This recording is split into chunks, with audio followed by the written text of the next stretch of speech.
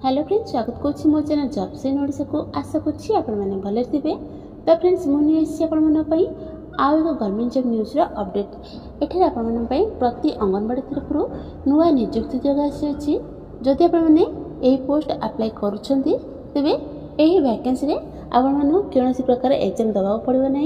जदि आपने केवल 10वीं बा +2 पास कर पोस्ट को आवेदन करेंगे।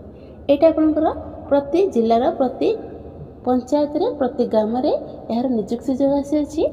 ए टोटाल पोस्ट रहा 2000 प्लस टोटाल पोस्ट रहा। यार लास्ट डेट रहा 30/12/2024 यार लास्ट डेट रहा। यहाँ आपंकर ओडिशार सब जिलार प्रार्थी मैंने आवेदन करेंगे। यार अदर एलिजिबिलिटी क्राइटेरिया कौन रही निज निज मोबाइल मध्यम किपरि अप्लाई करेंगे और क्यों जिले में केतोटी वैकेंसी अच्छी ताहा जानापी वीडियोटी को शेष पर्यंत देखी नियंतु। चलते प्रथम आलोचना करवा ऑफिशियल नोटिफिकेशन विषय में। तो फ्रेंड्स जदि आपने गवर्नमेंट जॉब न्यूज अपडेट पाइबा चाहते तेज आम चैनल टी सब्सक्राइब करूँ, वीडियो गोटे लाइक कर दिंतु, पाखे बेल आइकन टी प्रेस कर दिंतु, जहाँफल कि आम अपलोड करते वीडियोटी आपण पाखे सर्वप्रथम पहुँच पार। एट ऑर्गेनाइजेशन नेम रहा women and child development department government of Odisha. Type of job आपंकर परमानेंट रहा। कैटेगरी आपंकर ओडिशा गवर्नमेंट जॉब रहा। नेम ऑफ द पोस्ट आपंकर अंगनवाड़ी वर्कर रहा और अंगनवाड़ी हेल्पर रहा। एप्लिकेशन मोड मैंने ऑनलाइन माध्यम निज मोबाइल रे अप्लाई करेंगे। Who can apply all Odisha candidates मैंने यही पोस्ट को आवेदन करेंगे। प्लेस ऑफ पोस्टिंग आपने निज निज ग्राम ही यही जॉब टी पाइपर। जेंडर आपने ओनली फीमेल मैंने ही अप्लाई करेंगे। एठार आप एजुकेशनल क्वालिफिकेशन देखी नियंतु।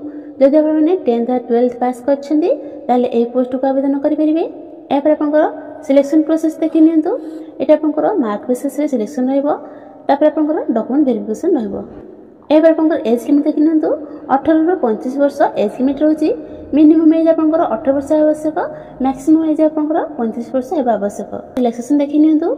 ओबीसी कैंडिडेट्स 3 वर्ष रिलैक्सेशन रही। SC ST PWD कैंडिडेट्स 5 वर्ष रिलैक्सेशन रही। एक्स सर्विसमैन 5 वर्ष रिलैक्सेशन रही।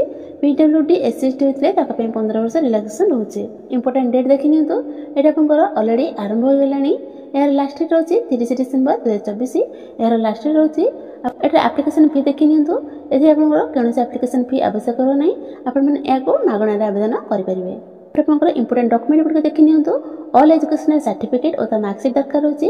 Caste certificate, residence certificate, valid email ID और मोबाइल नंबर दरकार रही। Recent colour passport size photograph दरकार रही। 1 ID प्रूफ दरकार। एम्प्लॉयमेंट एक्सचेंज सर्टिफिकेट दरकार रही। स्कैन सिग्नेचर दरकार रही। एठार आपंकर सैलरी डिटेल्स देखी नियंतु। अंगनवाड़ी वर्कर आपंकर 10,000 टंका पर मंथ सैलरी रही। अंगनवाड़ी हेल्पर आपंकर 7,500 टंका आपंकर पर मंथ सैलरी रही। चलते ए वैकेंसी डिटेल्स देखी ना क्यों क्यों जिले में केतोटी पोस्ट रही। तो फ्रेंड्स आम व्हाट्सएप ग्रुप टेलीग्राम चैनल एक डिस्ट्रिक्ट वाइज लिंक टी अपडेट करदेबू। आपने चेकआउट करेंगे। से लिंक रे क्लिक कले आपंकर किसी पेज शो कर। तो आपने जो डिस्ट्रिक्ट आपंकर डिस्ट्रिक्ट सिलेक्ट करेंगे। मुझे सिलेक्ट करुँची। एठार आपंकर सब प्रकार डिस्ट्रिक्ट रही जमीक रही बालेश्वर रही, भद्रक रही, बलांगीर रही, बौद्ध रही, कटक रही, देवगढ़ रही, ढेंकानाल, गजपति, गंजाम, जगतसिंहपुर, झारसुगुड़ा, कलाहांडी, कंधमाल, केन्द्रापड़ा, केउंझर, खोर्धा, कोरापुट, मालकानगिरी, मयूरभंज, नवरंगपुर, नयगढ़, नुआपड़ा, पुरी, रायगड़ा, संबलपुर, सोनपुर, बौद्ध रही। एठार मुझे आपंकर पुरी सिलेक्ट कली। आपंकर अंगनवाड़ी हेल्पर बा एठार आपने सिलेक्ट करेंगे। अंगनवाड़ी हेल्पर दरकार बा अंगनवाड़ी वर्कर दरकार। एमती मुझे सिलेक्ट कली अंगनवाड़ी वर्कर रे। तापर आप सर्च बटन रही। सर्च बटन में आपने क्लिक करेंगे। देखी नियंतु सर्च बटन में क्लिक कला मात्रे आपको रिजल्ट एठार शो करुच्ची। एठार आप देखी नियंतु। एठार आपंकर अंगनवाड़ी सेंटर शो करुच्ची। एठार आपंकर डिस्ट्रिक्ट रही शो करुच्ची।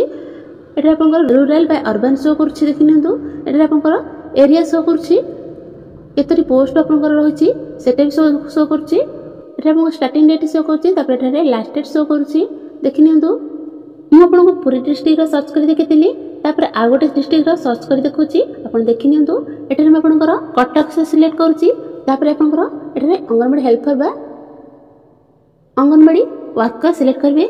मुझे आपंकर अंगनवाड़ी वर्कर सर्च करुच्ची आपने सर्च बटन रे क्लिक करेंगे तापर ये देखी नियंतु एटा आपनकर रिजल्ट शो कर देखी नियंतु एटा सब आपनकर पळे आसी एटा आपनकर अंगनवाड़ी नेम शो करछि डिस्ट्रिक्ट शो करछि रूरल बा अर्बन शो करछि एरिया आपनकर शो करछि एथरे केतरी पोस्ट रहउछि बेटी शो करछि देखी नियंतु एटा देखी नियंतु कटक डिस्ट्रिक्ट रो बांकी रो सर्च करछि एटा आपनकर पीडीएफ शो करछि आपन ए पीडीएफ रे क्लिक करंतु क्लिक कला पर एमिति किछि पेज शो करबो एटा आपनकर अंगनवाड़ी वर्कर बा अंगनवाड़ी हेल्पर आपनकर पीडीएफ जेटी आछि एटा आपने एटा डाउनलोड ऑप्शन रही एटा डाउनलोड कर नियंतु देखि नियंतु डाउनलोड कला परे आपनकर पीडीएफ आसी जाय देखि नियंतु एटा आपनकर देखि नियंतु समन्वित शिशु विकास योजना अधिकारी कार्यालय बांकी डमपड़ा रहउची ऑफिशियली पीडीएफ नोटिफिकेशन रे जाउची एटा आपन देखि नै परंती हम व्हाट्सएप ग्रुप बा टेलीग्राम चैनल रे आपनको डिस्ट्रिक्ट वाइज वैकेंसी रो लिंक टी दे देबो आपन सेठा जाय कि